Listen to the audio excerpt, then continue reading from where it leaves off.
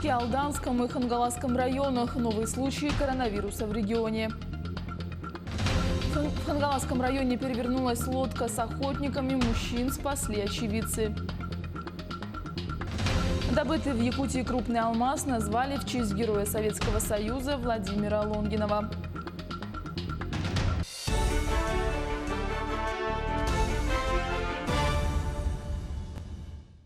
В эфире новости, в студии Юлия Великодная.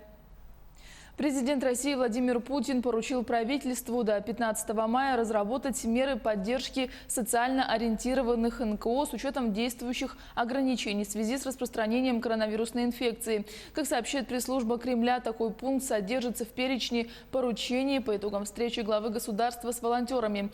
Путин также поручил Кабмину до 25 мая решить вопросы о выделении средств на стимулирующие выплаты соцработникам, участвующим в борьбе с COVID-19. В Якутии за сутки зарегистрирован 41 новый случай коронавируса, 16 человек выздоровели. 38 новых случаев заражения выявили в Якутске, 2 в Алданском и 1 в Хангаласском районах. Заболевшие госпитализируются, их контакты выявляются и изолируются. 16 пациентов были выписаны после полного выздоровления. За весь период выздоровели 97 человек, 8 человек по-прежнему в тяжелом состоянии, 6 в Якутске, 2 в Мирном. Мы выходили 9 и 10 и приняли решение о том, что сегодня будем на брифинг по итогам 3 дней. Необходимо обратить внимание, что у нас непосредственно новых случаев за трое суток с 9 по 11 число в республике Саха-Якутия 114. Что говорит о все-таки сложности эпидемиологической ситуации, которая у нас на территории республики имеет место быть. Большинство этих случаев, порядка 80% из них, это город Якутск. И к несчастью, к сожалению, к нашему, это все-таки такой вот определенного рода вспышка, которая произошла внутри студенческого городка, студентами, относительно где инфицированными, зараженными оказались студенты Северо-Восточного федерального университета. Так как сама болезнь у них проходит бессимптомно, то, соответственно, и принято решение об амбулаторном лечении этих больных, и, соответственно, для этого оборудованы соответствующие условия, в том числе и на базе общежития Северо-Восточного федерального университета. Но необходимо, наверное, оценивая ситуацию, обратить внимание на то, что, как и любая вспышка, она дает свое отражение и в наших районах республики. Поэтому у нас в Горном Бердыгестяхе зарегистрирован случай как раз 9 мая. Он у нас прошел зарегистрированным случаем как раз тоже из студенческой среды. В Ленске дополнительный случай, тот, который у нас зарегистрирован 10 мая, он связан с больным с Чингинского месторождения.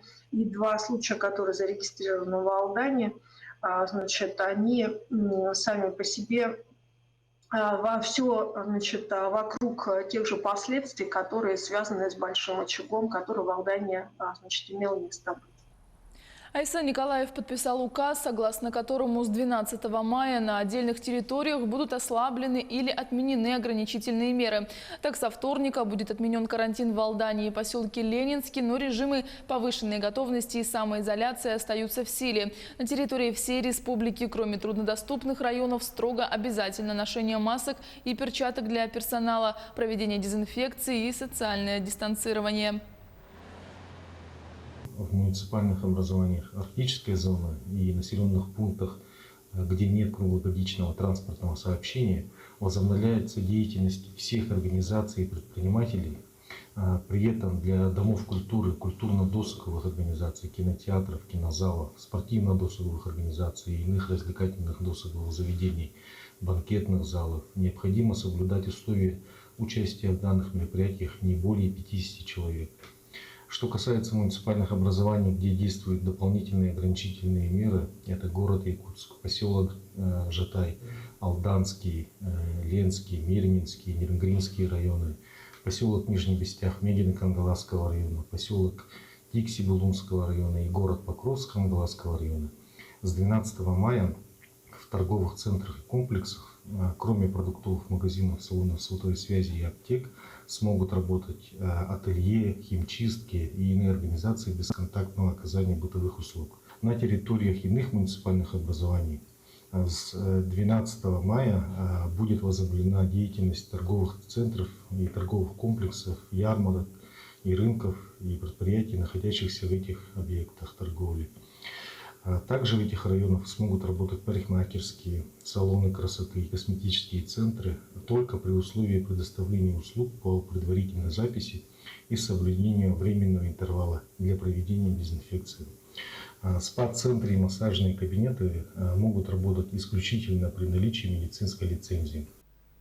В Якутии в организациях торговли и бытового обслуживания, общественного питания, предприятиях социального обслуживания, кроме тех, которые находятся на территории труднодоступных населенных пунктов, должны строго соблюдаться все санитарные эпидемические нормы и требования. Их сотрудники обязаны носить маски и перчатки, клиенты и покупатели должны придерживаться масочного режима, соблюдать социальное дистанцирование, чему обязаны содействовать предприятия и организации, в том числе путем нанесения специальной разметки и установления режима допуска.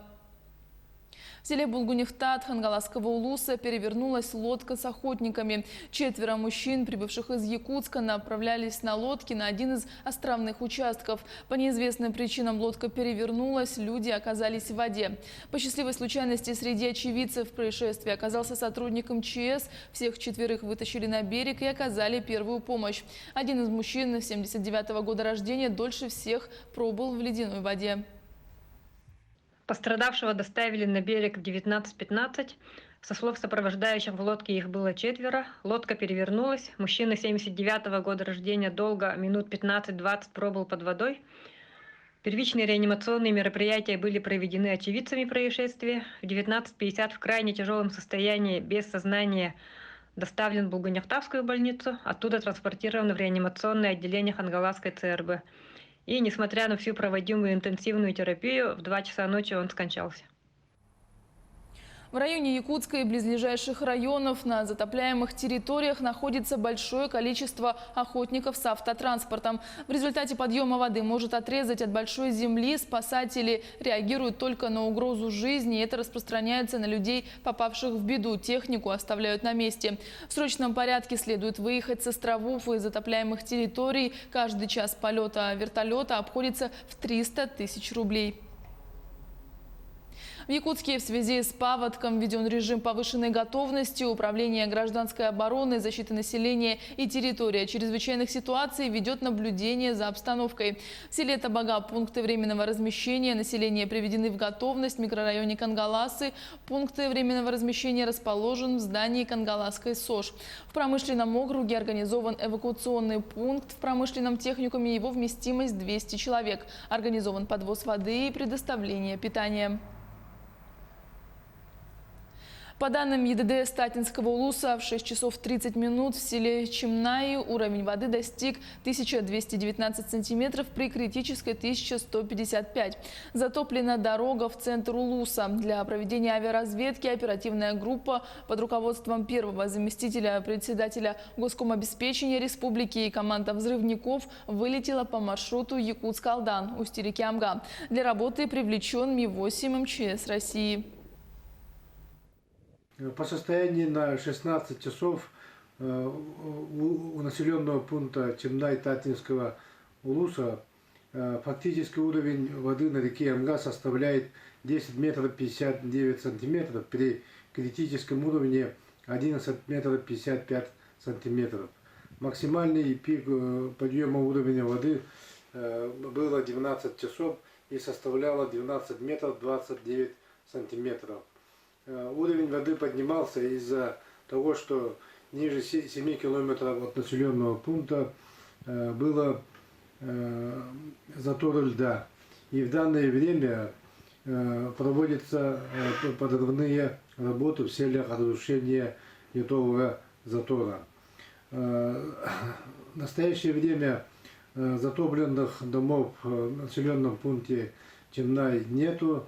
Все объекты жизнеобеспечения работают в штатном режиме.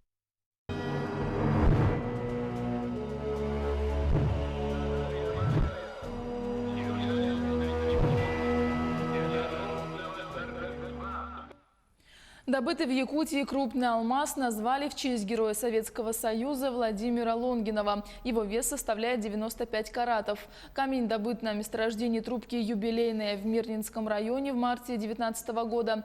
Владимир Лонгинов в августе 1941 года был призван в армию. Особо отличился при форсировании Днепра в ночь на 25 сентября 1943 года. Одним из первых на подручных средствах с станковым пулеметом форсировал Днепр, огнем прикрывал переправу и поддерживал подразделение полка в бою по захвату плацдарма. Уничтожил более 80 гитлеровцев. В Подмосковье в парке «Патриот» завершилось возведение главного храма Вооруженных сил Российской Федерации. Окончание строительства храма Воскресения Христова планировалось завершить к 75-летию годовщины победы в Великой Отечественной войне, что и было выполнено. Закладной камень в основании храма был освящен годом ранее при участии в церемонии патриарха Московского и всея Руси Кирилла, президента России Владимира Путина и министра обороны Сергея Шойгу. Высота звонницы храма составляет 75 метров, а протяженность галереи «Дорога памяти», посвященная героям войны, равна 1418 метрам в соответствии с количеством дней Великой Отечественной войны. Оставайтесь с нами, мы следим за развитием событий.